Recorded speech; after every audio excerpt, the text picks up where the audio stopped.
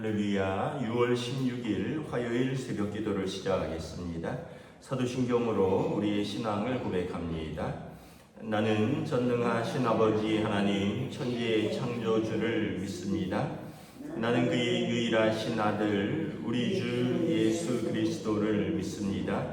그는 성령으로 잉태되어 동정녀 마리아에게서 나시고 본디오 빌라도에게 고난을 받아 십자가에 못 박혀 죽으시고 장사된 지 사흘 만에 죽은 자 가운데서 다시 살아나셨으며 하늘에 오르시어 전능하신 아버지 하나님 우편에 앉아 계시다가 거기로부터 살아있는 자와 죽은 자를 심판하러 오십니다.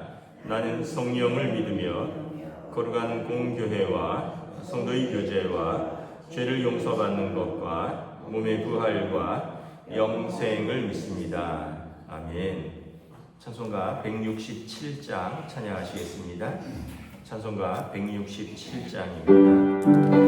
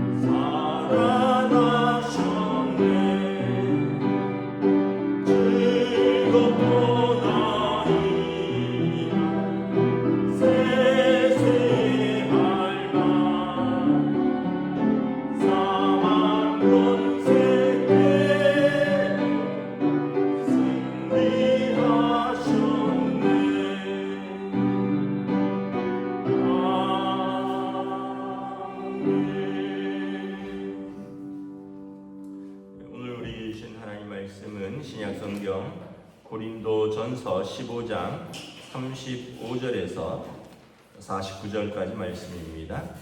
고린도전서 15장 35절에서 49절까지 말씀입니다. 다 찾으신 줄 알고 저와 여러분들이 한 절씩 교도하도록 하겠습니다.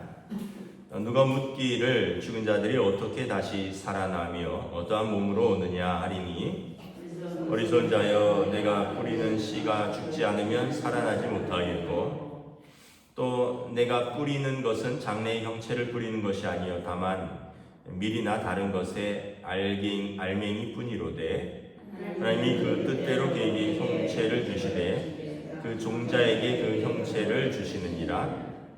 육체는 다 같은 육체가 아니니 하나는 사람의 육체요 하나는 짐승의 육체요 하나는 새의 육체요 하나는 물고기의 육체라.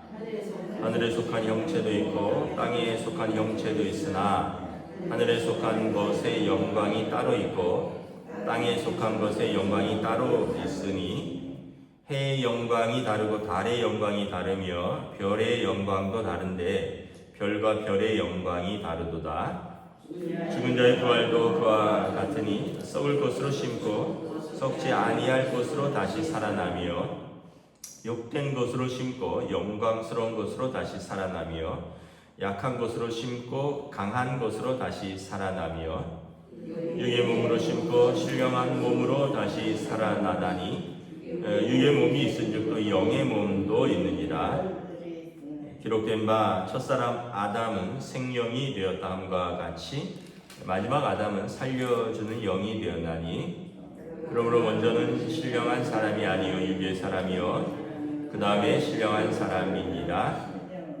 첫사람은 땅에서 났으니 흙에 속한 자이거늘 둘째 사람은 하늘에서 나셨느니라. 무릇 흙에 속한 자들은 저 흙에 속한 자와 같고 무릇 하늘에 속한 자들은 저 하늘에 속한 이와 같으니 우리가 함께 읽습니다.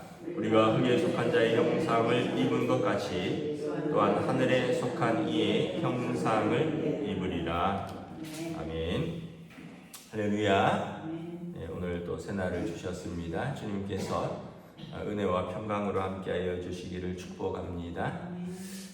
부활장에 이제 부활이 없다는 사람들에게 이제 부활에 대해서 설명하는 내용입니다.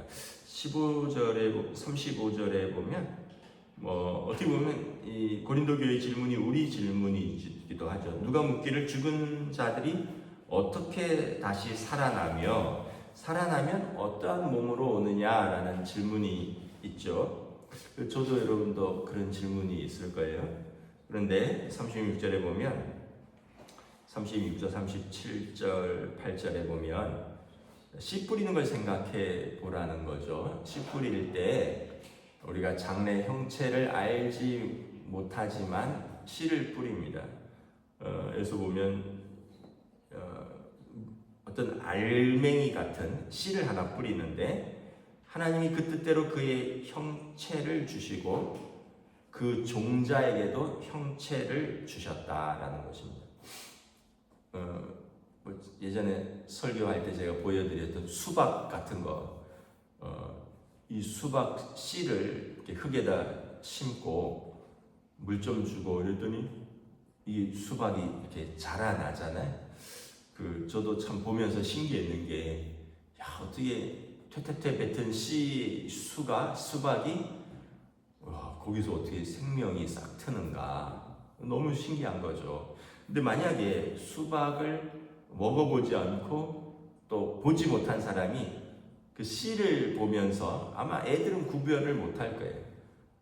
이게 뭐가 되겠느냐 하면 아무도 수박이라고 예상치 못할 거예요. 우리는 수박을 먹어봤으니까 수박씨다, 감씨다, 사과씨다 대충 분간을 할 수 있겠지만 그렇지 않으면 이게 그 씨에서 어떻게 사과가 될까? 그 씨에서 어떻게 수박이 열릴까? 사과는 나무를 심는 건데 그 나무도 씨에서 시작되지 않겠어요? 그래서 우리가 하나님께서 그 종자에게 형체를 주셨고 때가 되면 그 종자가 하나님의 뜻대로 형체를 맺는다라는 거예요. 또 하나는 39절에 보면 육체가 다 같은 육체가 아니고 하나는 사람의 육체요, 하나는 짐승의 육체요, 하나는 새의 육체요, 하나는 물고기의 육체라. 어떤 생명이 있다고 해서 다 같은 종류는 아니란 거죠. 그 창세기 예배 보면 하나님께서 땅에 사는 것, 하늘에 사는 것, 물속에 사는 것, 땅에 기는 것 종류대로 육체를 주셨듯이 사람도 하늘에 속한 육체가 있고 땅에 속한 육체가 있다라는 거예요. 땅에 속한 육체는 아담으로부터 시작된 육신으로 온 육체고, 이 하늘에 속한 육체는 예수 그리스도로부터 온 그 부활의 육체라는 거예요. 그래서 45절에 보면 첫사람 아담은 생명이 되었다함 같이 마지막 아담은 살려주는 영이 된 것처럼 이 앞에 첫사람 아담은 육의 사람이고 뒤에 사람 마지막 아담이라고 표현된 그리스도는 신령한 사람이고, 첫사람 아담은 땅에서 나서 흙에 속한 자고 예수 그리스도 마지막 아담은 성령으로 잉태되어 하늘에 속한 하나님의 아들이니, 우리가 그분을 따라 부활하면 이제는 흙에 속한 자와 같지 않고 하늘에 속한 이의 형상을 입을 것이다 라는 것입니다. 또 41절에 보면 하늘에도 해와 달과 별들이 있는데 각기 영광이 다르듯이 우리가 죽은 자의 부활도 다를 것이다. 이전에는 썩어질 것으로 심고 썩어질 육신으로 심었고 육신으로 죽었다면, 또 43절에 욕된 것, 그 육신으로 살다 보면 쌓이는 게 죄밖에 없잖아요. 욕된 것으로 심었으나 부활은 이제 영광스러운 몸으로 살아날 것이다. 육신은 연약하기에 약한 것으로 심으나 강한 것으로 살아날 것이다. 그래서 육의 몸으로 심고 신령한 몸으로 살아날 것이다.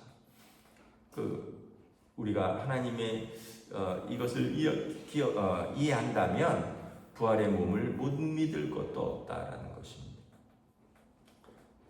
나비를 보면 아마 유충이 있고 성충이 있잖아요. 그 나비가 되기 전에 애벌레잖아요. 여러분 생각해 보세요. 그 꼬물꼬물 애벌레 좀 징그럽기도 한 것 같고 꼬물꼬물한 게 얘가 뭐가 되겠나 싶지만 때가 되면 껍데기를 벗고 나비가 날아가잖아요. 저희 어렸을 때 방학 숙제로 곤충 채집 이런 거 있었잖아요.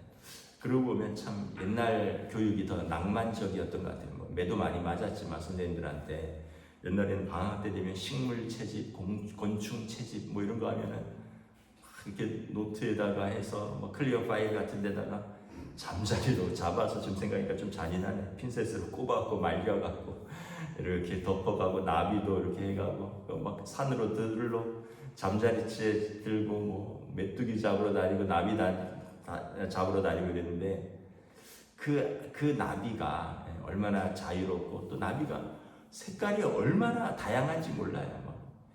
노란 나비, 울긋불긋한 나비, 그 아름다운 나비는 사실은 우리는 알잖아요. 근데 아마 어렸을 땐 이해를 못했을 거예요. 아니 저 구덩이 같은 게 저게 나비가 된다고 도저히 이해를 못할 겁니다. 그러나 나비도 자기도 이해를 못할 거예요. 그러나 유충의 때가 있고 이렇게 성충의 때가 있고 이렇게 나비의 때가 있는 거죠. 아기들도 만약에 우리가 커가는 과정을 모른다면 제가 송아지 낳는 거 이런 거는 봤거든요. 송아지는 그냥 송아지 형태로 쑥 빠져요. 그리고 얘가 못 일어나다가 비틀비틀하다가 바로 일어서요. 송아지는 낳은 지 한 2, 3분 만에 일어서요. 제가 사람만큼 손 많이 가는 사람이 없구나. 사람은 처음에 저도 저희 큰애를 처음 봤을 때 닦아서 나왔는데도 피가 묻어 있고 애가 눈도 못 뜨고 그래갖고 제가 되게 기대를 많이 했거든요. 그 보호자분 오세요 하고 애기 확인시켜 주는 건데 저는 첫 아이니까 되게 기대를 하고 갔는데 눈도 못 떴는데 미만은 쭈글쭈글하고 멀겋고 피도 묻어 있고 이래서 내가 이 뭐가 되겠나 싶었는데 그리고 또 우리는 자연분만을 했는데, 자연분만이 아니라 제왕절개를 했는데, 자연분만한 애들은 애를 써서 처음에 좀 일그러지기도 한대요. 그 애기가 잘 안 나오니까 이렇게 머리를 이렇게 땡기는 거 있잖아요. 뭐 좀 표현이 그런데 화장실 가면 이렇게 쿡쿡 찌르는 그런 것처럼 머리를 압착시켜서 땡기는 그런 걸로 쓴다 그러더라고요. 그래갖고 애가 이렇게 나올 때 머리가 이제 피부가 약하니까 이 땡겼으니까 늘어나서 머리가 이만큼 길쭉하게 생기기도 해요. 그리고 처음 보면 야, 이건 내 애가 맞나 이런 생각이 드는데 그 애가 이제 점점 예뻐지는 거죠. 그리고 그 애가 말도 하고 그 애가 싫다 좋다도 하고 그 애가 어렸을 때 막 그런 지금 생각해 보면 참 아무것도 못하던 게 엄마 아빠하고 뒤집고 뭐 ABC 한번 읽고 가나다 읽으면 뭐 1, 2 막 이러면 우리 집에 천재 낳는 줄 알고 근데 나중에 보면 걔가 이제 인간이 돼 가는 거죠. 근데 그런 시간이 최소 3년은 걸려야 될 거예요. 애가 인간다워지려면 스스로 걷고 스스로 좀 먹고 스스로 뭐라도 챙겨하려면. 근데 그 애기 때만 봐서는 얘가 사람이 될지 그거 어떻게 알겠어요, 그죠? 그래서 우리가 이 생명체도 씨앗도 그렇고 뭐 이렇게 유충도 그렇고 사람도 애기도 그렇고 더 나아가서 모든 생명체가 신비가 있는 거죠. 우리가 다 알 수 없는 처음의 때가 있고 마지막 때가 있고 그리고 또 이것이 죽는 몸이 있고 살아나는 몸이 있고 우리가 다 안다고 생각하는 것도 어떻게 보면 어리석은 거예요. 그래서 36절에 보면 어리석은 자요. 뭐 하루살이라는 생각을 해보면 제가 뭐 하루살이를 정확하게는 모르겠지만 하루살이는 아마 걔의 일생은 하루 아닐까요? 그러니까 하루살이잖아요. 걔는 아마 해가 뜨고 해가 지면 하루에 해가 지면 나의 마지막이 다가왔다 아마 이럴 거예요, 그죠? 매미는 한철이잖아요. 매미 날이 뜨거워지면 조금 있으면 맹맹맹맹맹맹 거리다가 시원해지면 걔도 이제 가는 거죠. 그러니까 얘는 겨울이 있다는 걸 모를 거 아니에요. 매미는 겨울까지 사는 매미 있나요? 없을걸요. 한철이라니까. 그러니까 걔들이 모르는 세계가 있잖아요. 그렇다고 그게 끝이 아니잖아요. 마찬가지로 우리가 모르는 세계가 있다고 해서 이해 안 된다, 없다, 믿을 수 없다 이렇게 할 수 없다라는 거예요. 우리가 하나님의 그 창조 세계를 보는 것도 너무 신비로운데 그거를 내가 다 이해해야지 믿겠다. 내가 다 설명돼야지만 내가 그러면 믿음을 고백하겠다. 근데 사실 보여지는 것 그 자체로 너무 신비한 것이죠. 그래서 부활의 몸도 육의 몸으로 심었으면 영의 몸도 있다 이렇게 말씀을 한 거죠. 그 참고로 제가 지난 토요일 날 조금 말씀을 드렸는데 부활의 몸은 어떤 몸일까? 전통적인 유대교 사상입니다. 눈이 아픈 사람은 눈 아픈 그대로, 귀가 장애가 있는 사람은 귀가 장애가 있는 그대로, 노인으로 돌아가셨으면 노인 그대로, 키가 작은 사람은 키 작은 그대로 부활한다라는 거예요. 그리고 나서 그리스도께서 마지막 때에 그들을 이제 세상을 심판하실 때 그들을 완전히 새로운 몸으로 변화시킬 것이다. 그럼 왜 부활의 몸도 그대로 태어나느냐? 내가 아니다라고 부정할 수 없도록 하기 위해서, 그가 아니다라고 부정할 수 없도록 하기 위해서. 그 우리가 생각할 때 부활했는데, 예를 들어서 부활을 했는데 아내를 못 알아봐요. 물론 이제 젊어서 만났으면 이제 알지만 가장 좋은 모습으로 부활했다. 그러면은 아내나 아들, 딸은 알아보겠네. 가장 좋은 모습으로 부활해도 다 머릿속에 있고 삶에 있으니까. 그런데 만약에 아이들이 부모를 못 알아볼 수도 있잖아요. 부모의 20대를 아이들이 모르잖아요. 또 우리 성도들이 만약에 가장 좋은 모습으로 부활하면 모를 거 아니에요. 그런데 서로가 아는 그 모습 그대로 부활해서 서로 내가 아니다, 내가 당신이 아니다라고 부정할 수 없도록 하나님께서 그들을 부활의 몸으로 일으키신 이후에 그의 영원히 찬송받으시고 영광받으실 그분께서 우리의 모든 연약한 것들을 새롭게 하실 것이다. 그때는 다시 아픔이 없고 슬픔이 없고 다시 죽음이 없는 그 몸으로 부활하여 하나님의 자녀로서 하나님 나라에 살 것이다. 그러면 이제 좀 두 가지 생각이 들 수 있죠. 하나는 또 이 몸으로 부활한다고? 지겹다. 좀 가장 좋은 모습을 기대했는데 또 이 몸으로 부활한다고? 근데 걱정 안 하셔야 됩니다. 그렇지만 완전히 부활의 몸으로 치유하신, 요번에 목양 칼럼에 실었던 그 에스겔서 47장에 성전 동쪽으로부터 물이 흘러나와 성전을 휘감고 나와서 모든 사막을 지나고 아라바를 지나서 사해를 들어와서 그 성전 물이 지나가는 곳마다 물이 깊어지고 물고기가 살고 나무들이 살아나고 열매를 맺고 그 이파리는 약초가 되듯이 메시아께서 오시는 그날에 모든 죽은 것들이 살아나고 연약한 것들이 각 풍성해지며 모든 생명의 강이신 예수께서 생명이 넘치게 하실 그날을 우리가 보는 것입니다. 그 다음에 또 하나는, 그래서 어떤 사람은 또 이럴 수도 있을 거 아니에요. 결혼도 안 하고 시집도 안 가고 장가도 안 가고 이제는 더 이상 밥도 안 하고 노동도 안 하고 그런 하나님 나라를 기대했는데 그 몸 그대로 해서 그러면 또 남편 또 밥 차려줘야 되냐? 또 부모님, 또 늙으신 부모님 병가눠야 되냐? 그건 아니라는 거죠.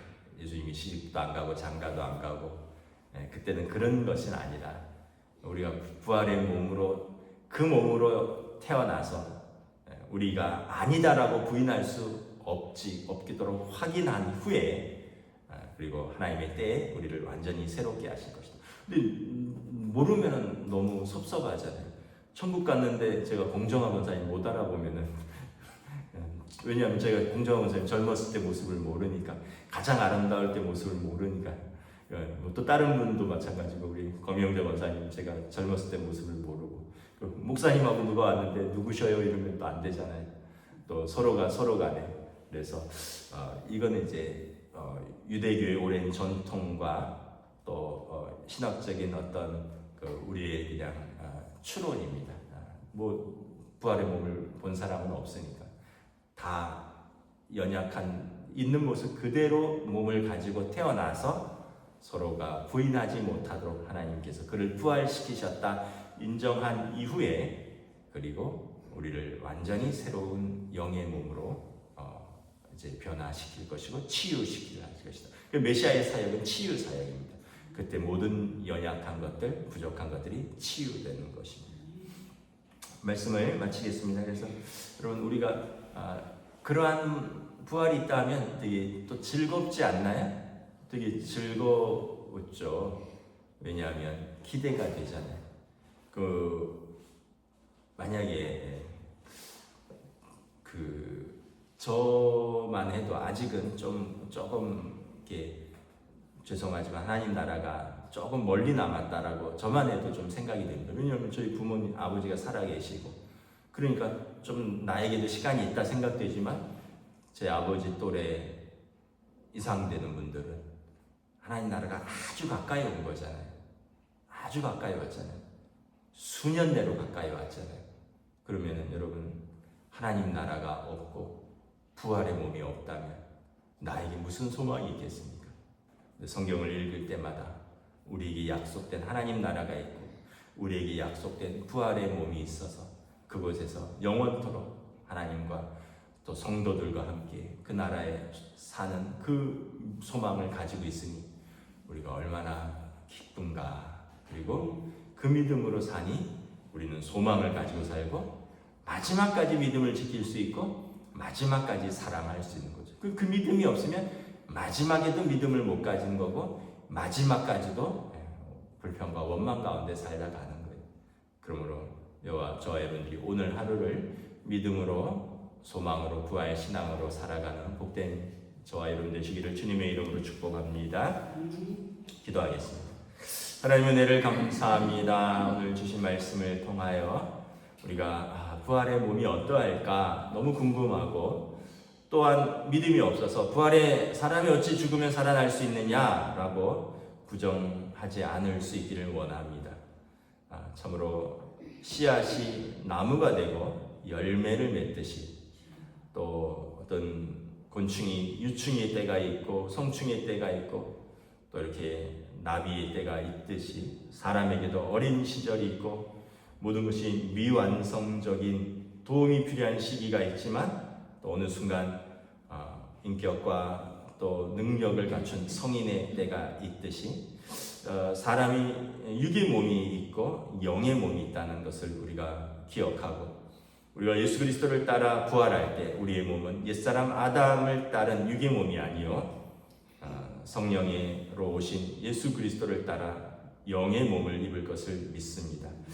이 믿음을 가지고 또 우리에게 이 소망이 있으니 우리가 오늘을 담대하게 믿음으로 그리고 사랑하며 소망으로 살아가는 주의 백성들로 인도하여 주시옵소서. 감사를 드리오며 우리 주 예수 그리스도 이름으로 기도드리옵나이다. 아멘. 하늘에 계신 우리 아버지의 이름을 거룩하게 하시며 아버지의 나라가 오게 하시며 아버지의 뜻이 하늘에서와 같이 땅에서도 이루어지게 하소서. 오늘 우리에게 일용할 양식을 주시고 우리가 우리에게 잘못한 사람을 용서하여 준 것 같이 우리 죄를 용서하여 주시고 우리를 시험에 빠지지 않게 하시고 악에서 구하소서. 나라와 권능과 영광이 영원히 아버지의 것입니다. 아멘.